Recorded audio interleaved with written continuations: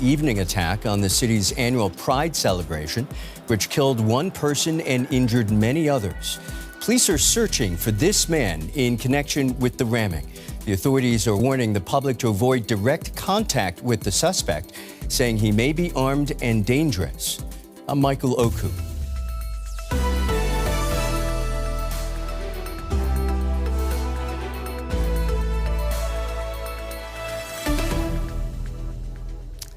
I'm Michael Oku. This is DW News. A manhunt is underway here in Berlin after a van was driven into a crowd at the annual Pride parade.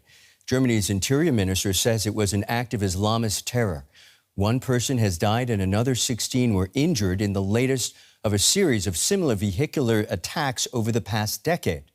Beyond the search for the suspect, many are asking how this could happen again.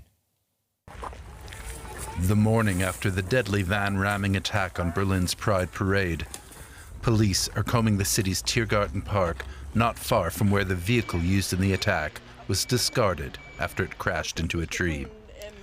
Authorities have launched a manhunt for a suspect, Abdul B. They say he may be armed and dangerous and are warning the public to avoid direct contact. Investigators identified Abdul B as a suspect just hours after the attack. Based on the investigators' initial findings, we have already identified a suspected perpetrator. Measures are already underway against the suspect, who has not yet been arrested. However, this individual is known to the police. He is known to us as someone associated with the Islamist circles in Berlin, and our search for him is continuing with full intensity. It happened around 10 p.m. local time. The closing party of Pride Week, known as Christopher Street Day, was in full swing. The parade of some 600,000 revelers and 80 trucks had made its way through downtown Berlin and arrived at Tiergarten Park, near the Brandenburg Gate. That's when a white van drove through the park, ramming through the crowd. Witnesses describe what they saw. We just heard a loud bang, so we definitely knew that there had been a collision. And then we looked over and saw countless patrol cars driving past us, around us, and right next to us. About 5 minutes later, there was a dull thud, followed by a few loud screams. At first, we couldn't tell what was going on because of the party and the music and the atmosphere, and we only realized later exactly what was happening when the police, armed with machine guns, cleared the park. By 10:15 p.m., organizers called off the event and asked people to go home and avoid the route through the park. We didn't see any signs of panic breaking out. We immediately heard the helicopters and the police. And we immediately received an announcement. I'm a little hoarse because I've had to talk a lot today. We immediately received a very professional announcement explaining how we should handle such situations. And we reacted immediately and activated our evacuation plan right away. A large-scale response by first responders transported the injured to area hospitals. This is the 10th deadly vehicle ramming incident in Germany since 2016. Attackers have targeted Christmas markets, pedestrian zones, and street events. Authorities have added preventative measures such as temporary barriers, but reconciling tight security and public access remains a difficult balancing act. That openness is something Germany's Chancellor says must be maintained. Friedrich Merz posted this message on social media this morning. We are open and freedom-loving, and we will preserve and defend that. The act will be investigated and pursued with the utmost severity. My thoughts are with the victims and their families. I wish the injured a swift recovery and thank all emergency responders. The morning after the attack, mourners ignored concerns about the at-large suspect and laid flowers near the scene. We are due to hear from German Chancellor Friedrich Merz shortly, but earlier, Interior Minister Alexander Dobrindt visited the scene of the attacks. Let's listen to what he had to say. Everything you see around you shows that this was a terrorist attack. An Islamist terrorist attack, we must assume. We know that the suspect, Abdul Balod, is a fugitive at the moment. And this is important because it means that we have a major police hunt of all of the police officers at our disposal, both the Berlin police as well as the national police, not just in Berlin, but at the stations and the airports and the borders of Germany. Let's go to our reporter following the aftermath of this incident, Bernd Riegert, who is standing by at a vigil for the victims that's taking place at the Brandenburg Gate, close to the scene of the attack. But tell us where you are and what's taking place there. Well, there's a memorial protest, I would call it, is still going on. There are several speakers and activists from the gay and lesbian community saying that of course, we have to be sad and also mourning, but the fight for queer rights should go on. Gays and lesbians and queer people should be loud and proud despite the attack that happened yesterday. And there's also criticism of the German government because speakers here say also the government is changing the mood in society. They are attacking also gay and lesbian rights more than in the previous years. So it's they also say you have to be after the sadness there has to be some protest and some action. We hear music, and also there will be a memorial service in a nearby church where the German Chancellor Friedrich Merz will take part, and then he supposedly comes here to the Brandenburg Gate to also say a few words. So yeah, this party turned into a memorial, and that's due to the attack yesterday, which took place only a few hundred meters from here in the Tiergarten Park. And again, we'll be going to the Chancellor live when that happens. Ben, you were on the scene last night, shortly after the attack. What can you tell us about that? Well, of course, there was a lot of shock and awe amongst the spectators, people that came from that park who couldn't believe what was going on. There was also a little bit of confusion, of course. The police cordoned off the whole area. Forensic experts arrived to investigate the car. And then the manhunt started to find the suspect, the 21-year-old Abdul, who's still on the run. If he drove that car is not clear, but he should be or is supposedly responsible for this attack. He hired the rental car, a white van, and then the van drove into that crowd, injured 29 people, we learned today, and one woman got killed. And a small good news here is that the three people that were under life-threatening condition are now out of this and will certainly survive their wounds. That is what the Interior Minister, the Home Affairs Minister, Alexander Dobrindt, announced. And he also said that there's still the danger that there could be more attacks. There are more pride parades today taking place in Germany.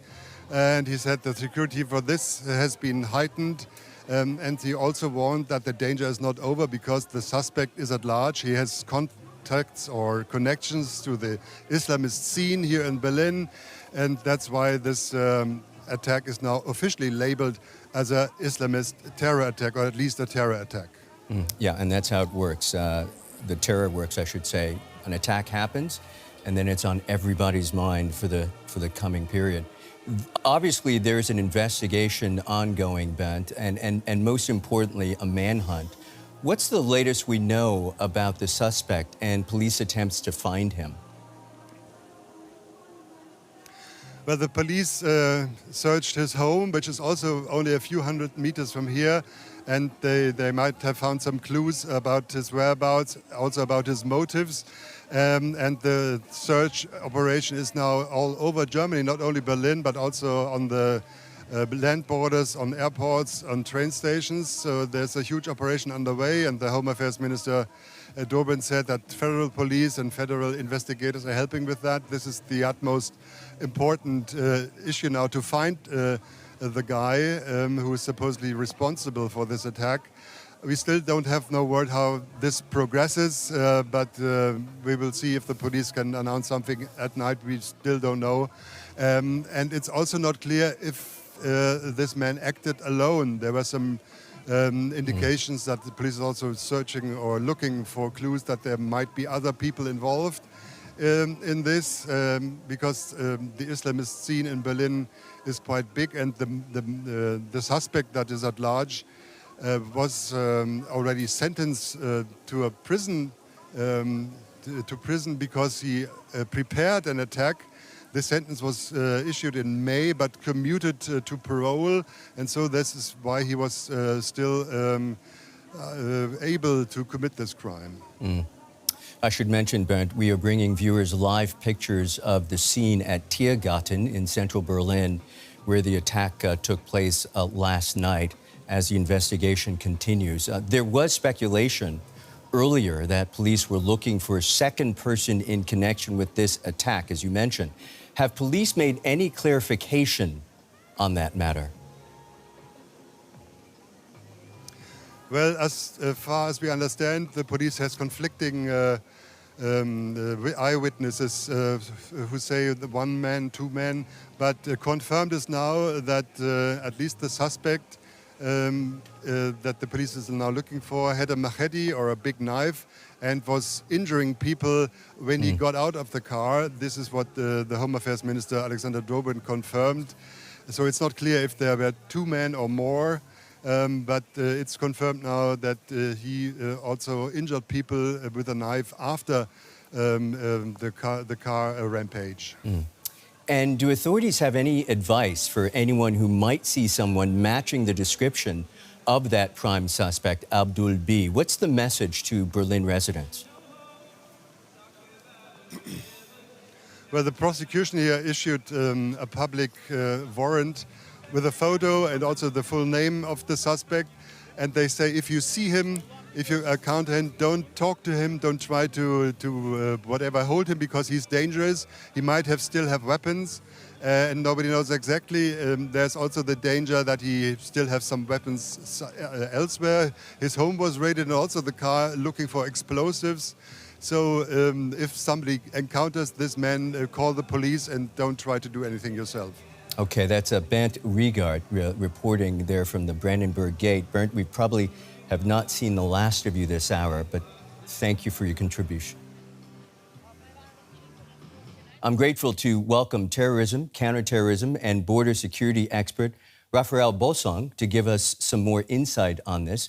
Dr. Bossong is Deputy Head of Research Division EU Europe at the German Institute for International and Security Affairs. Welcome to you, sir. It's safe to say that we're still in the early hours of this investigation, but we're going to relay the facts. We'll probably, no doubt, get into some speculation, but it will be educated speculation. So let me start with this. What does this strike tell us about the current threat picture in Germany? Is it primarily about Islamist extremism, lone actor violence, or some mix of factors?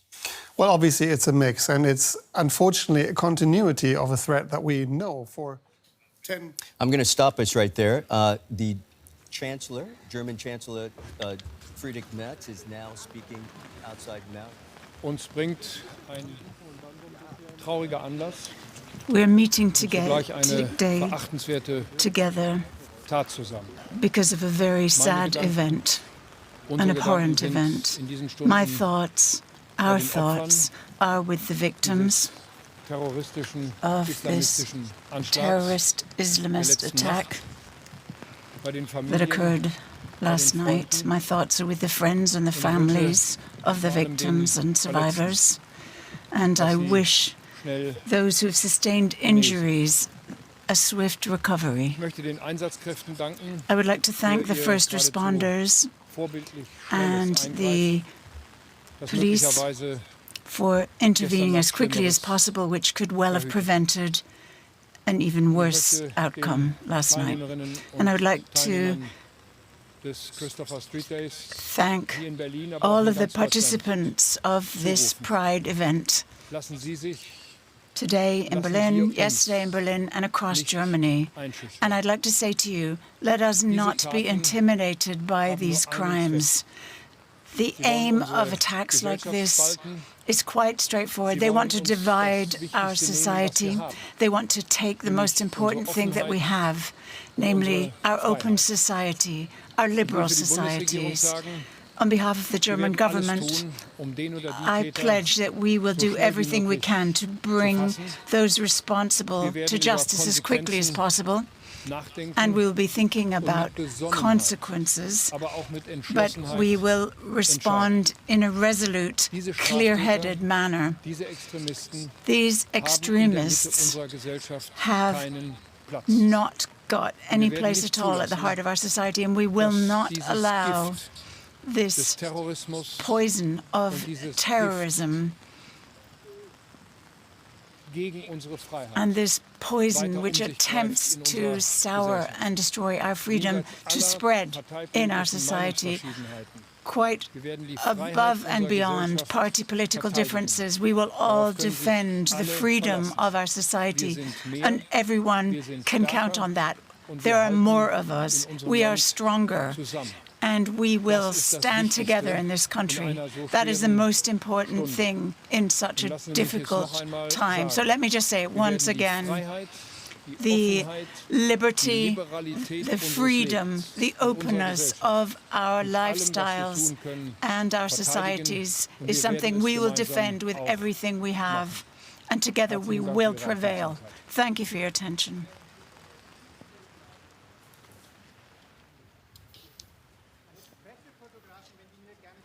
That, of course, was German Chancellor Friedrich Merz addressing the assembled there in front of the Marienkirche Church, which is in central Berlin, talking about the fact that there will be consequences, that Germany will respond in a resolute and clear-headed manner.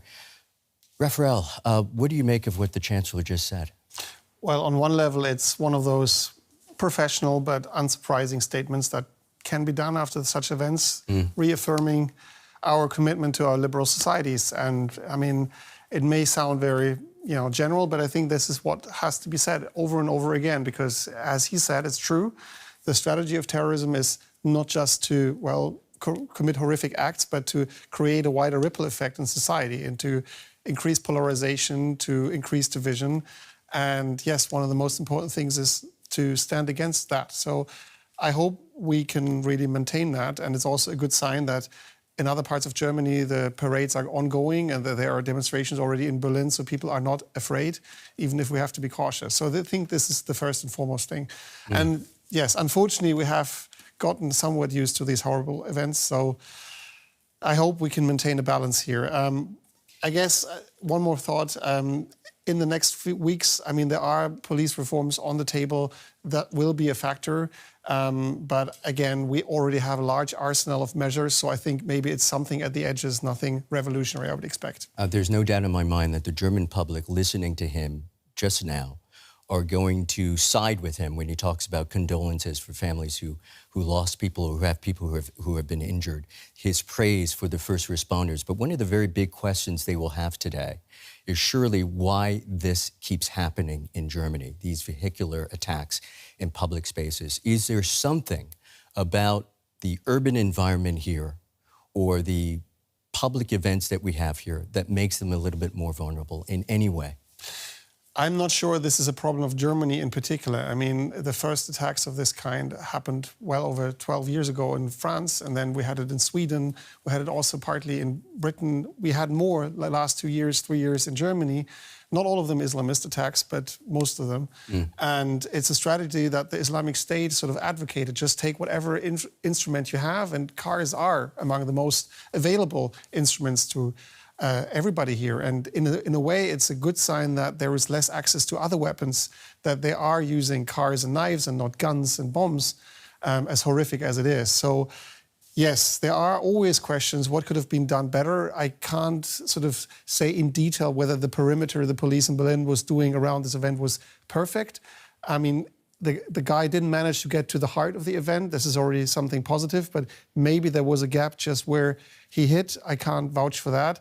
I think in this case, what I can imagine, what I see at the moment, the bigger question is, because he was already in custody and he was on the radar, Why was he let out on parole? I think this is the bigger question in this particular case. I want to get to that, and it is a pressing issue, but I want to stay with these attacks for a moment, because I know that I'm probably not going to like the answer to the question I'm going to ask you, but it's the question that everyone is compelled to ask, along with the one that you just posed. Is there anything that authorities can do to secure these spaces much better? Somebody was telling me that they went to the event yesterday and they saw these blockades that are set up so that cars can't go into those spaces. And then just further up the road, they saw that there was free entrance to go in. You could drive a truck through there. What could possibly be done other than putting your public in a fortress to prevent these events? Yeah, I mean, there is a major trade-off. I can't say whether there really was a gap to get to the heart of the event. I mean, the attacker didn't manage. But yes, eventually, if we commit to having those events, large events with hundreds of thousands of people, where really you can't block off the whole city. You can have the big avenue in the center of the Tiergarten, but still there is traffic around. Eventually, there will be a space where there'll be more people than usually and regular traffic. So, I mean, around the Christmas market, where 10 years ago this even worse attack happened, there are large barriers now, and I think it's going to be pretty hard to do this attack again. Maybe the Christopher Street Day parade will be done differently next year, but the only answer, if you really want to avoid it, is yes, shut it down, and I think this shouldn't be the answer. So yes, it's one of those risks in modern life, and unfortunately, as long as this horrible ideology exists, and as long as these communities of radicalized people exist, we will have to live with it to some extent. The price for freedom. Doctor, I should mention that we're showing live pictures again from the scene. Authorities are now removing the vehicle that this suspect drove into that particular space. People, as they consider this suspect, will be scratching their heads, as you alluded to earlier, wondering how he was free to allegedly commit, I should say, this particular crime. Arrested in Syria after traveling there in 2025. He was repatriated back to Berlin. Allegations he was planning an attack. In May this year, he was sentenced to 22 months. Officials have described him as radicalized, and he was out on parole. What do we make of this? Well, I think this is going to be the discussion of the next, days and weeks. I mean, the details of where and how he was arrested in Lebanon or Syria, I think, in my information, it was still Lebanon, but maybe it was Syria. I have to double check that. Were on the basis of, this guy is trying to connect with whatever terrorist organization, probably remnants of the Islamic State, and become a follower and potentially subsequently make an attack. But these are just preparatory steps. So there wasn't, as far as I know, sort of a smoking gun or like he with a bomb or something, but somebody trying to reach out, trying to be on the ground. And he was stopped in this process. And that is not the only, this is a typical case, actually, of many people since 15 years trying to go there and, seeing the real, Islamic life as they imagine it. So when he comes back, he was arrested, and that was right, and that was good. Right. But then the decision to make, this guy hasn't done anything yet. He was just thinking and getting there, and they were trying to get him into some de-radicalization program. That was the decision that was made, which, with other cases may work, but in this case, obviously didn't. And I guess that's where the debate is to be had. Do we have to be tougher, less de-radicalization, more prison? But then further down the line, you still have the same dilemma. If somebody spends 2 or 3 years in the prison and then is released and then commits an attack. Well, let me put it to you this way. Let's metaphorically take our suits off. Yeah. You're at my place. We're having dinner. Yeah. There are a bunch of friends over, and they're all talking about this particular issue. And the question they would have for somebody with your expertise is this: we see in the movies all the time. Suspects like this, people that the police know, who they've been keeping an eye on, they tail them, yeah? They're under surveillance for a particular period of time. They're certainly under surveillance when they know that there is a large public event or public events on the horizon. I know this has something to do with funding and finances, right, and resources. But why would that not be done in a case like this? Somebody who is actually planning an attack, authorities believed earlier. Well, one more time, it's not to say everything was going fine and perfect. I'm not trying to defend that. I'm just trying to show the trade-offs here. So in Berlin, there are 900 Islamists, and then there are Germany-wide more than 450 people who really we consider as ready to commit an attack. And this guy was on those, apparently, as far as we know, on this list of 450 or 60 people. So those people are under surveillance. As far as has been reported, this person was occasionally under surveillance, but 24/7 all the time is extremely resource intensive. And so, as I said, I think the judgment that was made on this case was, this is a guy who's on the radar, we have to keep watching him, but he hasn't done anything yet, and we want to sort of get him into a program to de-radicalize. See him as a youngster, probably from a not so good background, trying to find some meaning in life, not a battle-hardened, sort of the hardcore of the worst. And that's a judgment call, and this time it went wrong. Many times it is a judgment call that is defensible. We don't see the cases where people do manage to exit. We don't see the plots that are foiled. We see the ones that go wrong, and every one of them is one too many. So one more time, probably they will reevaluate, are we too lenient? Are we sort of trying to de-radicalize people that can't be reached? And yet we have to also have that channel open. We can't put everybody in prison indefinitely. Fair point. So there we go. And this is a really hard trade-off in every single case. What do we know at this point about any affiliations, connections that this particular suspect might have had, and the extent to which he might have been a lone wolf, or maybe with some sort of, I don't want to say cell, but obviously other connections that were supportive? So, I mean, we don't know much yet. There isn't much out there in the public. But first, yes, this guy tried to get to Syria. So the assumption is that probably he would try to reach out to some Islamic State affiliate, or, there are other fringe groups, but, internationally, I think it would be the remnant of Islamic State. But this is a hypothesis. He was stopped. Given that he was known in the community in Berlin, probably he does have a network. It's likely that he may have spoken to people about his ideas, but they didn't report him. Whether there was an active support by somebody else, well, we'll see. I also read that there was a second person, but again, I can't confirm it. But in previous cases, we've seen it many times that, yes, there are true lone wolves, and then there are people who are, have a handful of people who know, often families or friends, that give sometimes real ideological support, or just are, giving him some money, giving some shelter, something, more haphazard. So a true lone wolf really just sitting in front of the computer is quite rare. So I would expect something of the kind, but that doesn't mean he had co-conspirators of the kind that really wanted to plot an attack. We will see. So I guess authorities will do what they can to really go through every case they have, what they know in all the sort of groups in Berlin, maybe shut down one or two venues. I think this can happen. But first and foremost, yes, finding the guy himself, and he could be anywhere. I mean, 10 years ago, the 10 years ago, the guy who did the sort of Christmas market attack was found in Italy. So, and it took 3 days. So we have to keep our nerves, and I think wish the police the best for this manhunt. Dr. Raphael Bosang, really, really do appreciate that. We will see you shortly, I am sure. And a reminder of our top stories. Police in Berlin are all around Germany are searching for the driver that rammed his vehicle into a crowd at the city's annual Pride March. Federal authorities are calling it an act of Islamist terror, citing the suspect's links to Islamism. Police have identified the suspect in the ramming as 21-year-old Abdul B and described him as having a slim build and black hair. Authorities say he has a criminal record and may be armed and dangerous. We will end it there. I'm Michael Oku. Thanks for joining us. We'll be back with more of this news at the top of the next hour.